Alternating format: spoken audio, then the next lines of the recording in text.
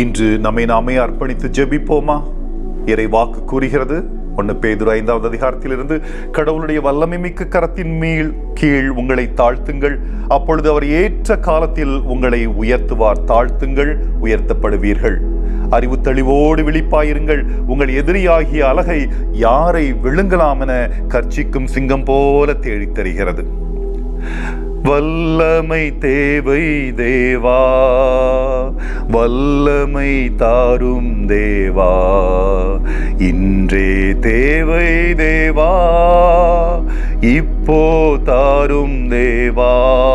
பொழிந்திடும் வல்லமை, உன்னதத்தின் வல்லமை, ஆவியின் வல்லமை, அக்கினியின் வல்லமை.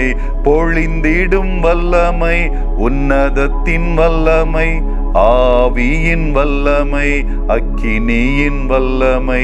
வல்லமை தேவை தேவா, வல்லமை தாரும் தேவா, இன்றே தேவை தேவா, இப்போ தாரும் தேவா.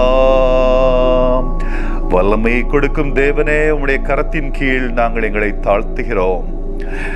எங்களுக்காக நடுவிலே அசைவாடுகிற தகப்பனே, வழி செய்கிறவரே, எங்களுடைய இருப்பு, படிப்பு, வேலை, குடும்பம், பெற்றோர், வாழ்க்கை துணை, நண்பர்கள், வாழ்வின் வரங்கள், வாய்ப்புகள் இவை அனைத்தும் உம்மிடமிருந்தே வருகின்றன.